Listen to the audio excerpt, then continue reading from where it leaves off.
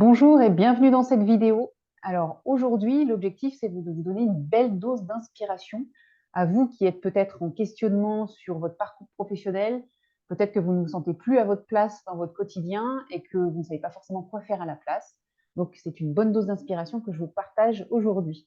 Alors je me présente en quelques mots pour celles et ceux qui ne me connaissent pas. Donc je suis Caroline Potel. Je suis coach en évolution professionnelle et j'accompagne les profils ingénieurs-managers qui veulent sortir du pilote automatique et reprendre les commandes de leur vie. Donc, je les aide à clarifier leur prochaine étape professionnelle pour retrouver l'envie de se lever le matin. Et c'est dans ce cadre que j'ai eu envie d'inviter Céline Fauche. Donc, bonjour Céline. Caroline. Merci d'être là. Parce que je trouve le parcours de Céline particulièrement inspirant, puisqu'elle va nous l'expliquer en détail, mais elle était cadre en entreprise et elle a complètement changé de trajectoire professionnelle. On va dire que c'est un virage à 180 degrés. Céline est aujourd'hui organisatrice de retraite au Maroc. Donc, rien à voir. Donc, j'aurais plein de questions à te poser, Céline. Je vais essayer de te poser les principales. Donc déjà, est-ce que tu peux te présenter, nous dire en quelques mots ce que tu faisais en entreprise et ce qui t'a amené à ce virage professionnel particulièrement marqué du coup? Ouais, oui, ben moi j'ai toujours travaillé dans le milieu de la finance, hein, la finance supply chain. Donc j'étais basée sur des sites de production, donc j'ai fait plusieurs entreprises, dont deux où je suis restée assez longtemps. Une entreprise dans le secteur de la chimie, une entreprise dans le secteur de l'agroalimentaire. Et je faisais du contrôle de gestion supply chain, donc euh, j'ai toujours été basée sur des sites de production, donc soit monosite, soit multisite. Et je travaillais sur le budget du site de production, les projets de productivité, la gestion, la gestion des dépenses des services, etc., etc. Voilà. Donc j'ai fait ça pendant plus de 23 ans Mhm. dans cette finance supply chain. Et moi, j'ai beaucoup aimé ce que j'ai vécu en entreprise, les collègues, l'équipe. C'est un environnement qui est toujours stimulant. En plus, moi, c'est toujours dans des grands groupes américains, donc bah, ça bouge, quoi. Mhm. Il y a toujours des projets. Et donc, j'ai aimé ça, vraiment, j'ai aimé. Euh, mais plus j'avançais et plus j'étais sujette en fait au stress, à la pression. Alors la pression sur les chiffres, quand les Mhm. résultats sont pas là, le mois se clôture pas bien pour une usine, puis quand il y a plusieurs usines, euh, à la fin je gérais 3 usines, donc voilà, donc il y avait beaucoup de pression et puis je travaillais beaucoup aussi, donc Mhm. on parlait de surinvestissement tout à l'heure, mais voilà, je pense que le travail prenait beaucoup de place dans ma vie. Euh, et je travaillais 50, 60, 70 heures. Et j'avais l'impression, à un moment donné, en fait,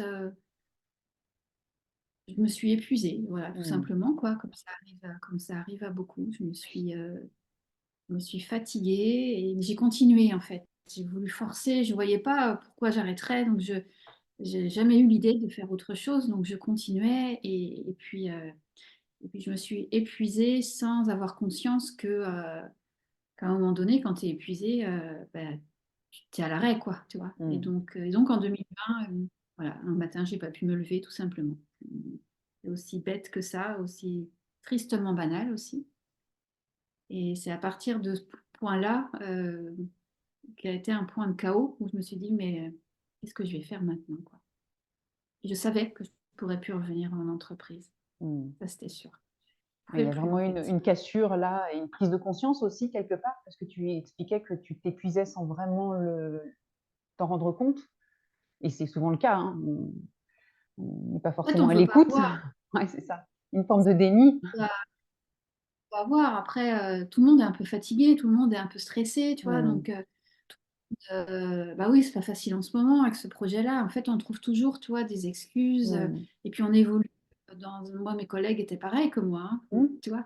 On évolue aussi dans des milieux où bah, on est le miroir de ça. Donc, bah voilà, j'ai continué jusqu'à un moment où c'est le corps en fait qui parle, qui prend le relais. Et puis, Mhm. un matin, pas ce qui se passe, quoi. Mm. Le corps qui exprime ce que le mental refuse de voir finalement. Ouais. Ouais. Et j'aime bien l'idée de ce que tu partages en disant même les collègues sont dans la même situation et le risque, c'est que justement ce surinvestissement soit normalisé et on se rend plus compte qu'en fait on est au-delà de nos capacités, que ça devient trop, puisqu'on a l'impression qu'on n'a pas vraiment le choix et que de toute façon c'est pour tout le monde pareil. Donc heu et l'engrenage se met petit à petit en place, en fait. Et puis on aime ce qu'on fait. C'est En ça plus aussi. en plus. Mmh. Bah, c'est souvent comme ça, hein, quand on est, ceux qui sont soumis un petit peu au burn-out ou à l'épuisement professionnel, ce sont les gens qui sont impliqués, tu vois, qui aiment Tout ce à qu'ils font. fait. Mmh. Sinon, et moi j'aimais ce que je faisais, Mmh. j'aimais l'animation sur les sites, j'aimais l'animation dans les usines, j'aimais ce que je faisais, quoi. Mmh mh. Et donc, tu trouves toujours un nouveau moteur, et c'est pour ça que tu t'épuises, c'est parce qu'en fait, tu continues, en fait, toi, tu lâches Mmh. pas. Et du coup, tu as eu ce chaos que tu évoques en disant que tu sentais qu'il y avait une vraie décision en toi de te dire: «C'est fini cette expérience-là, je ne reviendrai pas en entreprise, en tout cas dans le contexte dans lequel j'étais». Et du coup, comment tu es arrivé à ce que tu fais aujourd'hui? Est-ce que tu peux nous en dire plus? Et du coup, évoquer ce que tu fais aujourd'hui? Alors, parallèlement à ma vie en entreprise, ça faisait quand même quelques années que je me renseignais sur l'après. J'avais fait une formation de coaching en 2018, qui était déjà pour moi. J'ai jamais eu l'idée de devenir coach, toi, mais donc en parallèle de mon job, tu vois, voilà, je prenais quelques jours de congé par mois, je faisais mon petit truc à côté. Ça faisait quand même quelques années que je ressentais le besoin de me projeter ailleurs, et surtout de prendre soin de moi, Mmh. de reprendre confiance, voilà. Euh, et donc, quand j'ai été arrêtée, donc pendant 3 mois, j'ai pas fait grand-chose. Et là, je me suis dit, waouh, la puissance d'avoir, tu sais, de l'espace à l'intérieur de soi, Mmh. de pouvoir aller dans la nature, d'avoir du temps, en fait. Je me suis rendu Mmh. compte que depuis que j'étais ado, j'avais jamais eu du temps pour moi. C'est Mmh. après, t'as ci, t'as ça. Et le fait d'avoir du temps, de reprendre un rythme qui était le mien et d'aller dans la nature. Moi, j'habite au bord de la mer, donc j'allais nager tous les jours. C'était pendant l'été. Et j'ai commencé vraiment à me sentir vivante. Et étrangement, mais j'étais tellement aussi fatiguée que je ne me posais pas des questions sur l'après. Juste, Mmh. je sentais que je reprenais vie, tu vois, de l'intérieur. Et je trouvais que c'était doux. Et voilà. Et donc pendant 3 mois, j'ai vécu un petit peu comme ça. Et puis après, euh,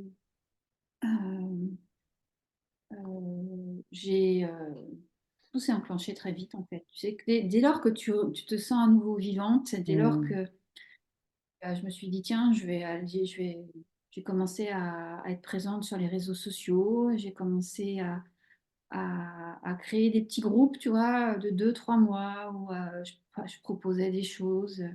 Et puis, ça a marché en fait dès le début. On était en 2020, tu sais, et il y avait, tout le monde était sur son téléphone, sur son ordinateur, tout le monde avait du temps. Mmh.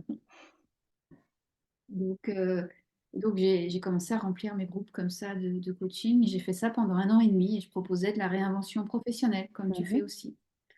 Projet, euh, comprendre le passage du salariat à l'entrepreneur, qu'est-ce que ça implique. J'ai fait ça pendant 1 an et demi en ligne, et, euh, et j'ai eu de la chance parce que mon activité, elle a marché de suite, Mmh. avec des mois, tu vois, c'était pas des mois plus mieux que d'autres, mais en tout cas, ça a fonctionné assez bien dès le début, Mmh. quoi.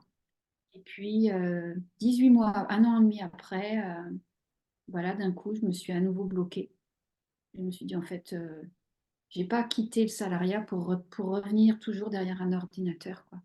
Mmh. Donc c'était bien, tu vois, quand c'était les années Covid, ça m'allait très bien parce que c'était dans la tendance, c'était dans l'air du temps. Et Ça a facilité, les choses. ouais, ça a été, mais 1 an et demi après, je pouvais plus les zooms, quoi. Je dis, Mmh. ah non, là, je peux plus faire ça. Et donc là, financièrement, à nouveau, j'ai bu la tasse. Je me suis dit, mais qu'est-ce que je vais faire?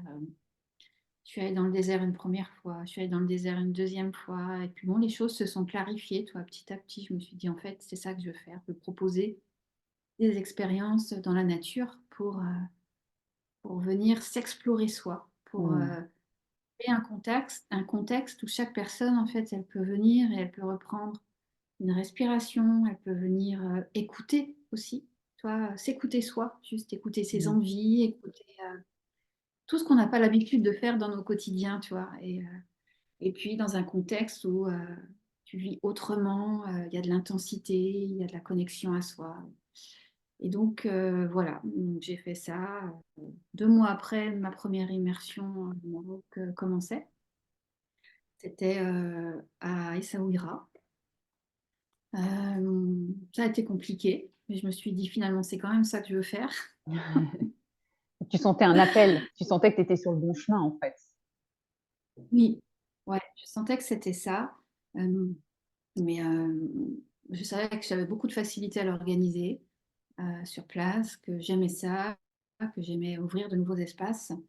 Et après, j'ai eu besoin de prendre du temps pour euh, animer un groupe, voilà, 24 heures sur 24, tout ça, être présent, tout ça, ça m'a demandé un peu plus de temps.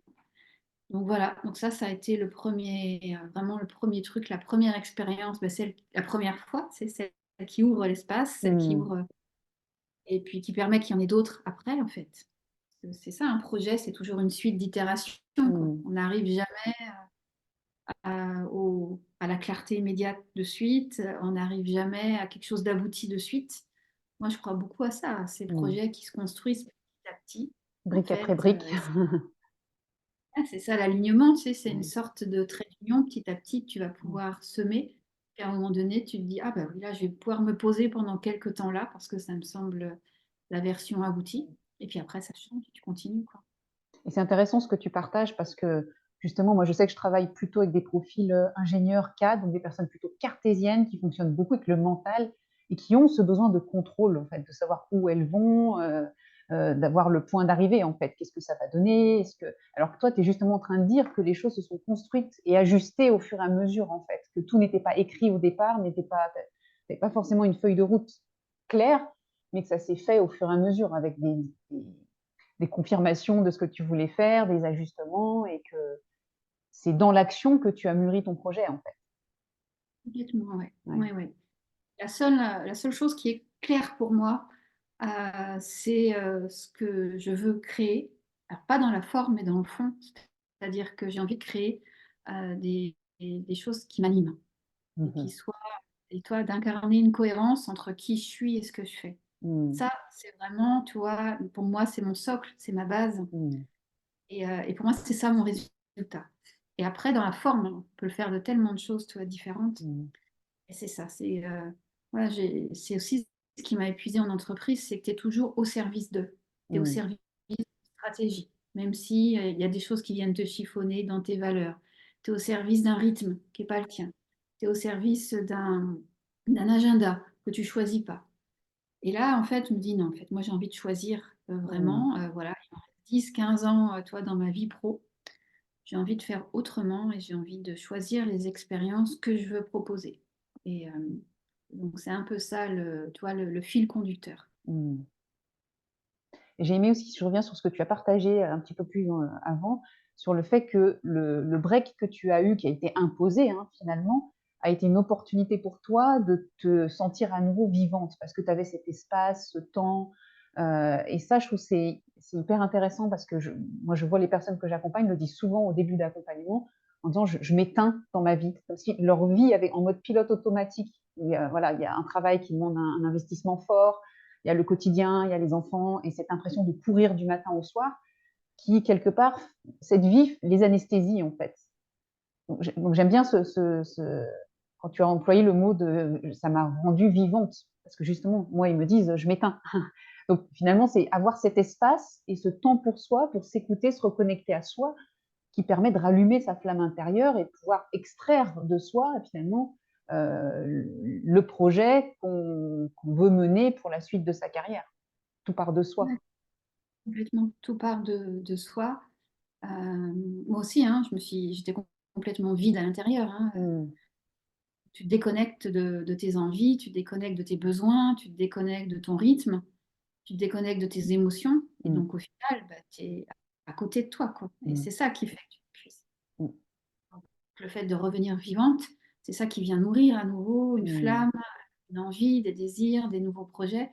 Et c'est ça qui remet en mouvement, quoi. Tu vois, c'est Mmh. cette sensation d'avoir à nouveau des émotions, des ressentis, d'avoir des envies, tu sais, de te dire, waouh, j'ai Mmh. envie de faire ça et, euh, et donc, oui, ça, c'est la base. Mais ce que je me suis aperçue aussi, tu vois, dans tout ce parcours, c'est combien pendant toutes ces années, euh, on a tous un besoin de sécurité, tu vois, et on a besoin de se sentir en sécurité pour se déployer. Mais c'était l'entreprise, les entreprises qui m'employaient, c'était par elles que je me sentais en sécurité. Et donc Mmh. ma sécurité, elle dépendait de l'extérieur. Elle dépendait complètement de mon CDI, de mon statut social, de mes revenus. Même mon épargne, elle était salariale, quoi. Donc, Mmh. tu vois, tout était. Et du coup, quand on enlève l'entreprise, ben, je me suis dit, ma sécurité, je me sentais complètement en insécurité, tu vois. Mmh. Donc, ça a été aussi un des fils conducteurs, c'était de remettre cette sécurité intérieure comme une Mmh. priorité. Parce que sinon, les peurs prennent toute la place. Et en fait, bah, d'un côté, c'est ton envie de projet, et de l'autre, tu as tes peurs.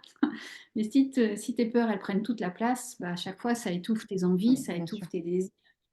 C'est trop beau. Et Donc, et justement, puisque tu parles des peurs, quelle était la principale peur ou plusieurs qui étaient les plus freinantes quand tu as commencé à avoir cette envie d'organiser des retraites au Maroc? Parce que là, justement, tu parles de sécurité avec le CDI, en entreprise et là, tu envisages d'organiser des retraites au Maroc. Donc c'est en plus un passage du salariat à l'entrepreneuriat avec l'incertitude du je lance ce projet, mais est-ce que ça va marcher, pas marcher? Donc, quelles étaient tes principales peurs au moment où tu t'es décidé à te lancer dans cette voie et comment tu les as dépassées en fait? Qu'est-ce qui t'a bah, aidé les à peurs les dépasser? liées vraiment à l'insécurité financière, c'est Mmh. essentiellement ça. C'est peur de ne pas arriver à gagner ta vie avec ce nouveau projet. Moi, à l'époque, j'avais 3 enfants qui étaient en âge de faire des études. C'était la peur de ne pas être suffisamment présente pour mes Mmh. enfants d'un point de vue financier aussi, d'un point de vue appui, de ne plus pouvoir être le garant. Tu vois, quand ils prennent leur appartement, quand ils font ci, quand ils font ça, on a besoin d'un garant. Mais quand Mmh, tu es c'est entrepreneur, vrai. donc toutes les peurs, elles venaient vraiment par rapport à ça, par cette insécurité financière. La peur de manquer de clients, mais au final, ça reste la peur de manquer d'argent. Mmh. Euh, ça a été vraiment, c'est mon chemin en fait, et ça l'est toujours, hein. C'est vraiment pour moi la priorité, c'est d'aller nourrir ce socle intérieur pour pouvoir avancer et traverser les peurs et pouvoir se diriger au travers de ces peurs Mmh. qui sont toujours là. Dès que tu commences quelque chose de nouveau, hein, la peur, elle vient Elles de font ton partie du mental chemin? et du chemin, c'est normal, quoi, hein. Ouais. Et donc, il y a besoin voilà, de savoir les écouter et puis de pouvoir avancer à travers ça, quoi. Mm. Donc toujours un chemin oui, qui est constant, comme tu l'as dit, c'est jamais un acquis en fait. Les peurs, elles évoluent en fonction du projet aussi, qui lui-même évolue. Et c'est vrai que c'est important de savoir qu'elles sont légitimes. Maintenant, c'est qu'est-ce que j'en fais en fait? Pas qu'elles me paralysent et qu'elles m'empêchent de faire ce que je veux. Qu'est-ce qu'elles ont à me dire aussi? Quel est le message derrière? C'est une occasion de mieux se connaître, mieux se comprendre, je trouve, sur ce chemin pour oser faire ce qui nous tient à cœur sans pour autant se lancer de la falaise sans filet, hein. L'idée, c'est pas non plus de prendre des risques inconsidérés, euh, mais c'est pouvoir faire ce qu'on aime qui nous correspond. Tu parlais d'alignement tout à l'heure entre ce qu'on fait au quotidien et qui on est. Et pour moi, c'est une clé de l'épanouissement, ça, cette cohérence entre qui on est et ce qu'on fait. Euh, mais c'est vrai qu'on a besoin aussi de s'accompagner parce qu'on peut vite être ballotté par ses émotions quand on lance un projet, notamment quand on se lance dans l'entrepreneuriat, quelque chose qui n'a rien à voir dans le cadre d'un Ouais, changement à ouais, 180 degrés comme toi tu as pu le faire en fait. ouais, ouais, ouais, ouais. Et puis après, la deuxième étape, c'est en octobre 2022, donc j'ai tout vendu. Donc c'est là un peu le côté radical de la chose. J'ai tout vendu pour venir au Maroc. Et donc depuis, je suis toujours au Maroc, quoi. Ouais. Mm. Ouais, donc c'est pour ça que je trouve ce chemin vraiment inspirant. Donc moi j'aime à dire aussi que tout le monde n'a pas besoin d'une reconversion aussi radicale pour trouver sa place, parce que certains ça peut leur faire peur. Parfois il suffit juste de changer d'entreprise ou de changer de domaine. On n'a pas forcément besoin de de tout envoyer valser, de repartir à zéro. Mais c'est vrai que pour certains, bah, c'est la conclusion, en fait, qui, comme toi, on peut arriver à... Moi, j'étais ingénieure, je suis devenue coach en évolution professionnelle. Alors, c'est peut-être moins radical que toi, mais il y a quand même un côté, un changement de métier, de domaine et de contexte, salariat, entrepreneuriat. Mais c'est vrai que pour certaines personnes, retrouver un équilibre va passer par des changements plus subtils, en fait. Je dirais qu'il y a un champ de possibles qui est très large selon les personnes, mais on en revient à ce que tu disais tout à l'heure, se créer de l'espace pour dire qui je suis, quelles sont mes envies, quels sont mes besoins aujourd'hui, qu'est-ce qui me correspondrait pour pouvoir trouver ces réponses, parce que les réponses, finalement, on les a en soi, en fait. Mais il faut cet espace pour pouvoir les faire émerger et les entendre. Chose quand on est pris dans le tourbillon du quotidien, ben, on n'est plus à l'écoute de soi. Moi, j'ai des clients qui me disent, mais je ne sais même plus de quoi j'ai envie, en fait, parce que je n'ai plus le temps de me poser ces questions-là. Il n'y a plus d'arrêt sur image. On est une personne que j'accompagnais qui me disait, je suis dans une essoreuse dans mon quotidien, j'aimais bien l'image. Je suis dans une essoreuse, donc je n'ai pas le temps de m'arrêter, de me demander, mais qu'est-ce qui me ferait rêver aujourd'hui, en fait. Donc, c'est se remettre sur le devant de la scène de sa vie, finalement. Oui. Et puis, c'est aller se reconnecter à sa profondeur, à son besoin de profondeur. Mm. Quand on est dans le tourbillon, Mm. on est un peu à la surface des choses. Et toute cette quête de sens qui nous anime à un moment donné de notre vie, ou quand on commence à se poser des questions, quand on commence à se dire, mais j'ai envie de donner un nouveau sens à mon projet professionnel, toute cette quête de sens, en fait, on va trouver les réponses dans sa profondeur, dans ses Mm. parts profondes. C'est là que se passe l'écoute intérieure. Donc, j'aime bien aussi cette image de je descends, je suis à la surface et à un moment donné, j'ai besoin de redescendre à la profondeur pour revenir Mm. à la surface. Toi, c'est une boucle. Mais en fait, cette caisse de sens, elle va pouvoir se poser dans sa profondeur, en connexion avec ses parts profondes. C'est là qu'on va pouvoir venir écouter Mm. vraiment, toi, ce qui nous anime, ce qu'on a envie de faire. Mais pour écouter, il y a besoin de se sentir en sécurité. Parce que Mm. sinon, on ne va pas pouvoir écouter s'il y a trop de peur. Exactement. Et c'est ça qui est intéressant à comprendre, c'est que parfois, on crée un espace, on a envie de s'écouter, mais les peurs sont tellement présentes Mm. que, en fait, on n'écoute rien. Chaque fois, on écoute les peurs. Oui. Et donc, ça ne rend pas service. Non. Cette écoute, cette sécurité intérieure, pour moi, c'est un socle, c'est un point de départ. Quand on crée du nouveau dans sa vie, quand on se remet en mouvement, c'est d'aller créer des espaces où on va pouvoir se rassurer, on va pouvoir apaiser, on va pouvoir se sentir en sécurité, ne serait-ce que pour arriver à s'écouter. Mm. Et ce travail que tu as fait pour toi, finalement, tu le proposes aussi aux personnes qui participent à ces retraites que tu organises, parce que c'est des retraites quand même particulières que tu fais. On peut en dire deux mots, hein. Est-ce que tu peux nous expliquer aussi en quoi ce travail que tu as fait pour toi, finalement, tu le proposes sous une certaine forme à travers ces retraites? Ouais, bah oui, par exemple, il y a la retraite de silence dans le désert. Donc, une retraite de silence, c'est quoi? C'est un moment où on va justement se couper du monde extérieur, donc en conscience, voilà, vraiment dans un temps défini. C'est juste pendant une semaine, on se coupe du monde extérieur avec cette intention d'aller se poser à l'intérieur de soi. Donc, on va pouvoir, et dans cette intensité qu'on connaît dans le désert, où on est complètement sorti de son tourbillon de vie, Et et de là, on est ça, dans un autre espace, et du téléphone, et des réseaux, et de sa famille, et de ses clients, et de ses collègues. On est vraiment dans un espace-temps très particulier, où on va prendre des temps de silence assez longs, et on va pouvoir venir justement connecter à sa mmh, profondeur. Et puis, euh, ouais, quand on vient dans le désert, c'est souvent qu'on est à la croisée des chemins et on a envie d'aller écouter. On a envie de s'écouter, de reprendre de la respiration, d'aller mmh, rechercher de l'espace. Donc ça, c'est une des retraites qui, ouais, qui permet de prendre un rendez-vous avec soi. mmh, Et donc, d'une manière, un rendez-vous avec une certaine intensité émotionnelle. On va pouvoir venir prendre soin de ses envies, de ses mmh, désirs, et apporter des réponses. Qu'est-ce que j'ai envie de vivre, toi? Qu'est-ce que j'ai envie de ressentir mmh, maintenant? qu'est-ce que j'ai envie de créer dans ma vie. Euh, et c'est à partir de ça qu'on va pouvoir reconstruire autre chose. Oui, donc Donc ça, c'est pour le... tu disais, c'est oui pour la Ouais, retraite.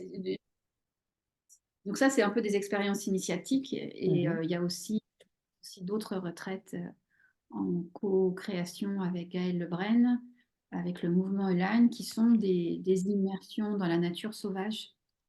Et c'est le même principe, hein. En fait, on sort de chez soi, de ses habitudes, de ses repères, pof, on vient se placer en Mhm. pleine nature sauvage, là où il y a peu de présence humaine, avec une certaine beauté des paysages, en connexion avec les éléments.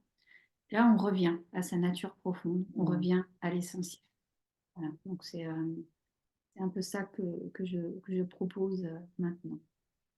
C'est très chouette En pour l'avoir lien avec ce vécu, que je valide.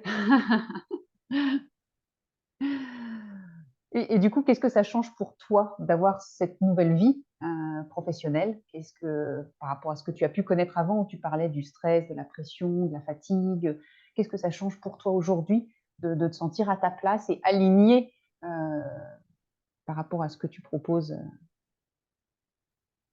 je pense que j'ai du coup, ça crée une. Alors, je ne vais pas non plus envoyer du rêve, hein. Il y a aussi des moments qui sont plus difficiles, parce que dès que tu sors du cadre, tu as besoin de l'assumer, etc., etc. Mmh. Mais ça amène une vie où je suis vraiment connectée à mes valeurs. Mmh. J'ai la valeur de la découverte. Donc, voilà, je découvre ça. Ça fait 1 an et demi que je découvre le Maroc. Oui. Donc tout ça, ça me nourrit profondément, quoi. Donc, je me sens vivante. Mmh. Euh, j'ai cette valeur de profondeur, de sagesse. Bah, quelque part, toi, c'est ce que je transmets dans mes accompagnements sur les réseaux sociaux. Euh, j'ai cette valeur de sororité, toi, de, bah, voilà. Donc, du coup, je me sens plus alignée dans mon mode de vie, en lien avec mes valeurs. Et du coup, ça me nourrit beaucoup. J'ai retrouvé, toi, une certaine créativité, Mmh. je, une certaine forme de liberté aussi. Ah, je t'ai perdue. Bon, petit problème technique, hein, la connexion là a été coupée. On reprend le fil. Bon, on avait presque terminé, hein. Ce que j'ai envie de te demander maintenant, c'est si tu avais un message à passer aux personnes qui nous écoutent et qui sont peut-être dans ce pilote automatique là, dans leur vie et qui aspirent à changer sans savoir par où commencer ni vers quoi aller. Et par rapport à toi, ton parcours de reconversion, quel message tu aurais envie de leur faire passer? Qu'est-ce que tu aurais envie de leur dire aujourd'hui? Hum, Moi, en tout cas, je sais que toi, pour mon cas personnel, parce que je suis restée dans le flou, tu vois, de me dire, mais qu'est-ce que j'ai envie de faire? Ça a été de faire ce que j'aimais faire, tu vois, de m'autoriser à... Et donc, en 2019, avant le Covid, je sais j'ai pas mal voyagé avec mes enfants, on est allé en Inde, on est allé au Sri Lanka, avec cette intention de me dire, en fait, je ne sais pas ce que je veux faire pour mon job, mais je sais que en allant me nourrir de ce que j'aime, ça va me remettre dans un état intérieur où je suis déjà plus nourrie Mmh. et plus en capacité de me poser les bonnes questions. Mmh. Parce que des fois, je sais que je, quand il n'y a pas de lien avec le projet professionnel, toi, je m'autorisais pas à faire. Et au final, j'ai fait l'inverse. Toi, je me suis racheté un piano. Ça a été vraiment mes premières briques qui n'avaient Mmh. rien à voir avec le projet pro. Mais, de me dire, OK, je vais dans la direction, celle qui m'anime en fait. Mmh. Peu importe que ça soit en lien ou pas avec le pro, dans l'idée que ce que je vais faire, ça va venir me nourrir profondément. Et c'est à partir de cet état intérieur où je me sens nourrie que je vais pouvoir me poser de meilleures questions. Mmh. Voilà, ça a été, ça peut être un point de départ. Donc on en revient à revenir à soi et s'écouter, se créer de l'espace pour aller écouter ses envies qui peuvent passer par des choses simples. Tu parlais de racheter un piano, j'ai envie de jouer de la musique, j'ai envie de faire du piano, je vais m'en acheter un, j'écoute cette envie et je concrétise. Et on enclenche quelque chose de vertueux là, par rapport à Ah, l'écoute c'est de ça. soi. L'écoute de soi, l'autorisation Mmh. aussi. Et puis, ça crée un état intérieur qui est propice à se poser des bonnes questions. Mm. Et donc, on va pouvoir utiliser cet état intérieur où on se sent nourri, où on se sent bien, où on se sent plus créatif Mhm. pour bosser sur son projet. Mm. Voilà, Ok. ça peut être... Mm. Et pour ceux qui seraient inspirés pour justement participer à une retraite, où est-ce qu'on peut entendre parler, d'écrire tes retraites? Où est-ce qu'on peut en savoir Euh, plus?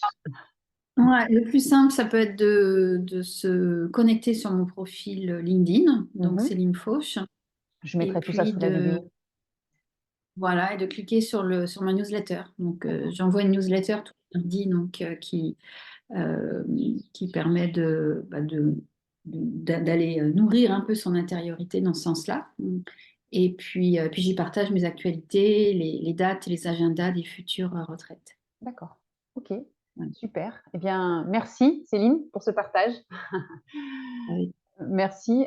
C'est très éclairant et je pense que voilà, l'idée c'est d'inspirer, et de faire monter en énergie, montrer que finalement toutes les barrières qu'on peut se mettre, toutes les histoires qu'on peut se raconter sur le fait que ça va être compliqué de changer, que on n'a pas forcément l'expérience, le diplôme, finalement c'est possible à condition, comme tu le disais, de repartir de soi et de prendre ce temps de s'écouter. Donc merci pour ces précieux partages. Avec plaisir. Et je suis convaincue qu'on est tous capables de tellement plus que ce qu'on croit. Oh oui, Mm. c'est certain, j'en suis persuadée aussi. Mais il faut aller le chercher, ça, ce dont je suis capable. Euh, Ouais. ça Ouais. pourrait faire l'objet d'une autre, d'une autre intervention, c'est tout un sujet à part entière. Merci Céline, à bientôt. Au Merci revoir. Caroline.